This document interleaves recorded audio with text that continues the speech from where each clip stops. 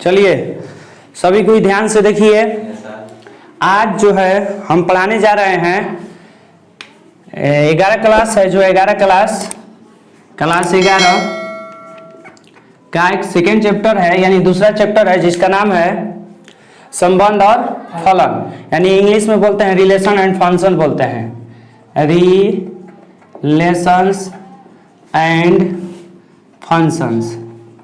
Function देखिए, function relation, इसको इसलिए एस लगा है दोनों में क्योंकि इसमें बहुत सारा रिलेशन और फंक्शन के तथ्यों के बारे में जानकारी प्राप्त करना है। चलिए देखिए, यहाँ से हम लोग थ्योरी ऑफ एक्सरसाइज 2.1 स्टार्ट कर रहे हैं। किसका? रिलेशन और फंक्शन का। अब देखिए वही संबंध और फलन का। सबसे पहले सोचने वाली ये बात है, फलन कब होगा, संबंध कब होगा? जब तक कतारीय गुणन नहीं होगा, यानी कार्तीय गुणन नहीं होगा, यानी हम उसको भोजपुरिया में बोलते हैं लतारीय गुणन। तो यानी पारा पारी सबको क्या करिए, लतारीय, यानी कतारीय मतलब कतार से होता है। तो सबसे पहले हम लोग का पढ़ना है समुच्चयों का कार्तीय गुणन पढ़ना है। वही समुच्चयों का कार्तीय गुणन का अर्थ होता है कार्टेशियन प्रोडक्ट ऑफ सेट्स होता है, यानी समुच्चयों का कार्तीय गुणन। कार्तीय गुणन होता क्या है देखना ही है। यदि मान लीजिए हमारे पास ए बी दो अरिक्त है, यहाँ पर लिखा हुआ अरिक्त। अरिक्त का अर्थ होता है खाली नहीं, यानी कुछ ना कुछ उसमें मेंबर होना चाहिए। अब सोच लीजिए, मान लीजिए एक घर है, घर ये मेरा, ये घर आपका है, मान लीजिए ए है, ये बी है। अब इसमें जाइएगा, इसके घर जाइएगा, इसमें आप ए या बी है, में कोई नहीं है। आप कहिएगा जा उसके घर से क्या करके आओ, उसको गोड़ लग के आओ, चाहे रिश्ता बना के आओ। अरे कोई हैबे नहीं किया तो रिश्ता कहाँ से बनेगा? मान लो इसमें 2 लड़का है, इसमें 2 लड़की है, शादी करना है। क्या करना है? शादी करना है। अब मान लो दूल्हा है या दुल्हन गायबे है, दुल्हन हैबे नहीं किया तो होगा? युग में बनेगा? संबंध नहीं बनेगा। तो ये बाद की बात है। देखिए, यदि ए तथा बी दो अरिक्त समुच्चय हो तो ए, इसको बोलते हैं हम कार्तीय गुणन का चिन्ह है। किसका चिन्ह है? कार्तीय गुणन। ए तथा बी को क्या कहा जाता है? कार्तीय गुणन कहा जाता है। यानी समुच्चय ए और बी का कौन सा गुणन कहलाता है? इस तरह से कार्तीय गुणन। ए बी का इस रूप को क्या कहा जाता है? कार्तीय गुणन। डाउट नहीं ना है? इस रूप का कार्तीय गुणन। अब देखिए, कार्तीय गुणन बराबर एक फॉर्मूला होता है। फॉर्मूला ही होता है कि इसको पढ़ेंगे कार्तीय गुणन समुच्चय ए तथा बी का। तो मान लीजिए यहाँ से हम सपोज दैट यहाँ से इसको हम चूज कर लेते हैं, ए बी का कार्तीय गुणन बराबर इतना होता है। तो भाई होगा, ठीक है, युग में बनेगा जोड़ा, यानी इसमें आप मिलाइएगा, इसमें x रहेगा और इसमें y रहेगा। तो ए इसके साथ मिलेगा जाके, फिर इसके साथ मिलेगा ना। अब भाई बी इसके साथ मिलेगा, फिर किसके साथ मिलेगा? इसके साथ मिलेगा।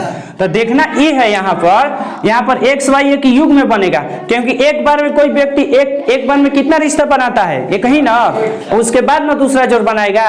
अब मान लीजिए हम एक ही दिन शादी करना है किसी के साथ, 2 बीवियां रखना है, तो हम क्या करेंगे? पहले एगो के मांग भरेंगे, तब किसको भरेंगे? दूसरा का भरेंगे। तो वही है, तो पहले युग में बनेगा, पहले कै गो बनेगा? यानी जोड़ा बनेगा। तो युग में बना तो फर्स्ट जो होता है पहले एक्स आता है, तब क्या आता है? वाई। तो एक्स जो होगा किसके साथ होगा? बिलोंग्स करेगा ए के साथ। और वाई जो होगा दूसरा समुच्चय, यानी दूसरा समुच्चय बी के साथ बिलोंग करेगा। तो अब देखिए ये फॉर्मूला हो गया इसका। तो कह रहा है कि ए बी का कार्तीय गुणन बराबर होता है एक्स कोमा वाई, ताकि कैसन भाई है बताइए। यहाँ पर x कह रहा है कि a का है, y कह रहा है किसका है? b का है। तब देखना ये है, x y को क्या कहता है? कार्तीय युग में, चाहे कर्मित युग में कहा जाता है, यानी युग में जोड़ा बना। अब बताइए, x को प्रथम घटक कहलाता है, y को कौन सा घटक? द्वितीय घटक। पहले वालों को प्रथम घटक है, सेकेंड बाय तो सेकेंड घटक कहलाता है। अब इसका एग्जाम्पल देखिए,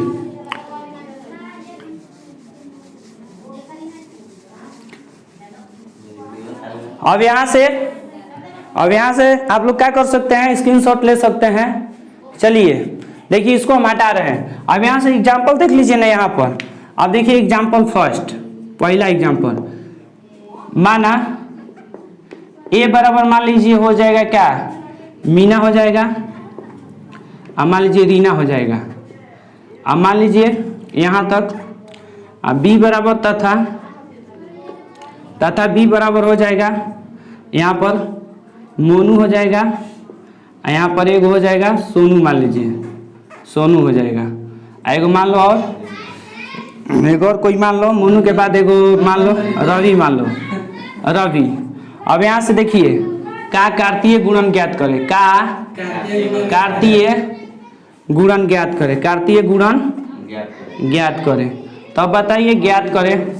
अब देखिए फर्स्ट जो समूह है उसमें कई गो मेंबर है, कितने सदस्य है?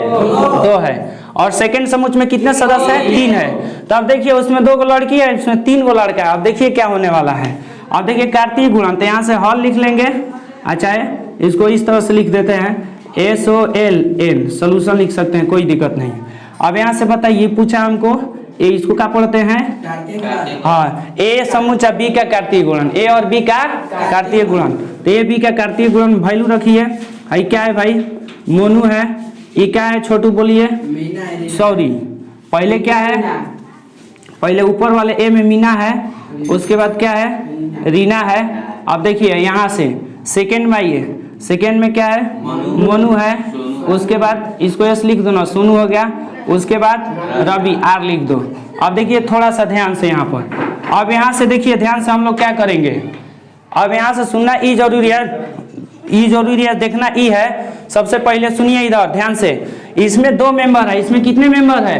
3। तो इसमें देखिए एक किसके साथ है? एक जो है एक तीनों पर क्या करेगी? जाएगी। तीनों पर देखिए अब क्या करेगी? जादू छिड़केगी।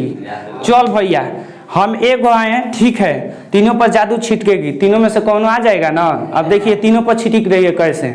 अब देखिए तीनों पर ट्राई मार रही है, उल्टा। अब लड़का नहीं है, लड़की मार रही है। अब देखिए एक बार ट्राई युग में कैसे बनेगा, कहेगी कि चल भैया मोनू के साथ ट्राई मारे।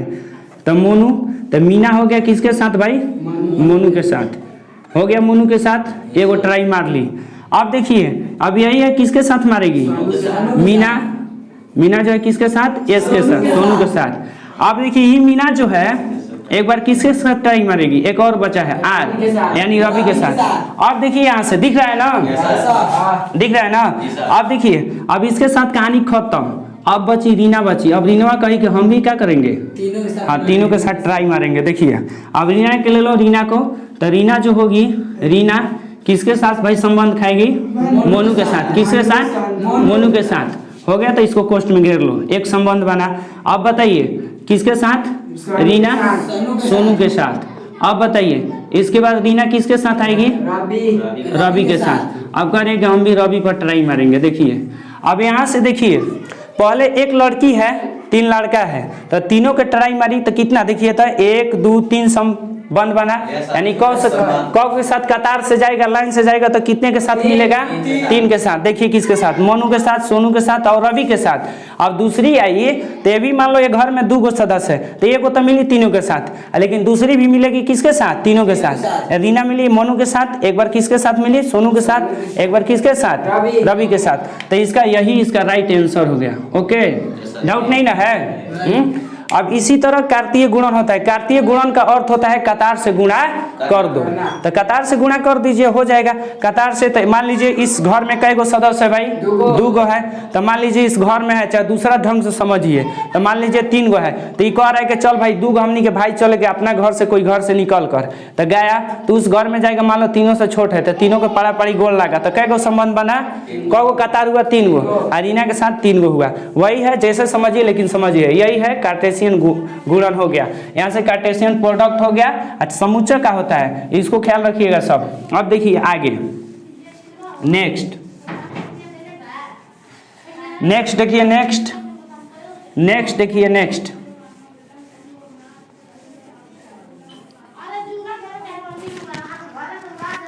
देखिए, नेक्स्ट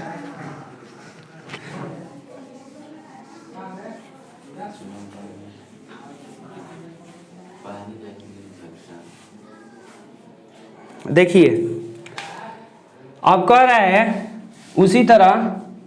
अब देखिए इसमें नेक्स्ट पढ़ना है, नेक्स्ट अगला स्टार, यानी कार्तीय गुणन में सदस्यों की संख्या, यानी घटकों की संख्या, चाहे युग्मों की संख्या। तो अब मान लीजिए समुच्चय को कार्तीय गुणन में, कौन सा गुणन में? कार्तीय गुणन में। कार्तीय गुणन में अब कितना सदस्य होगा, कितना अवयव होगा, है ना? कार्तीय गुणन में अवयवों की क्या चीज? अवयवों की संख्या। तो देखिए अवयवों की संख्या इसमें क्या होगा? ख है तो संख्या, यानी नंबर ऑफ कार्टेशियन प्रोडक्ट, वही एलिमेंट का। अब देखिए यहाँ से, अब देखिए यहाँ से, यदि ए तथा बी दो अरिक्त समुच्चय, कौन सा समुच्चय? यदि ए तथा बी दो अरिक्त समुच्चय, अरिक्त समुच्चय समुच्चय हो तो, अब देखिए तो इसमें क्या होगा। अब पूछ रहा है कि ए कार्टेशियन बी में, यानी ए कार्टेशियन बी में इसका अर्थ होता है अवयवों की संख्या। इसका अर्थ क्या होता है?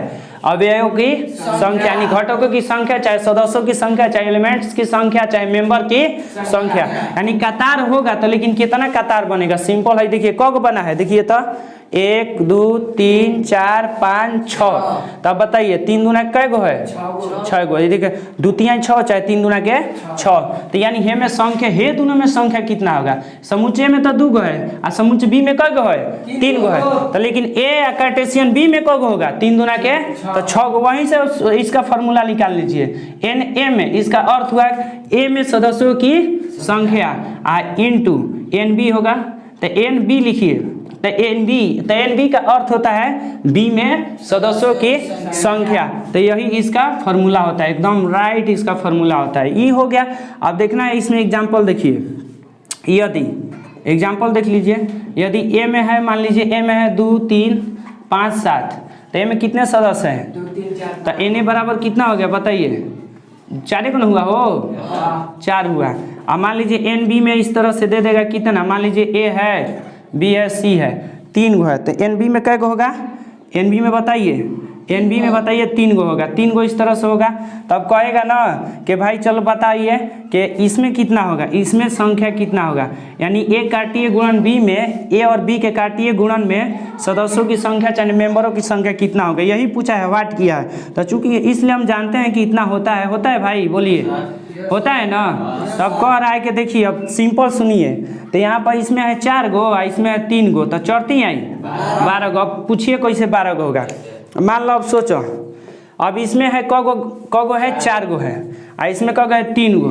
तो कहेगा कि चल है तीनों पर ट्राई करेगा। तो कै गो ट्राई किया?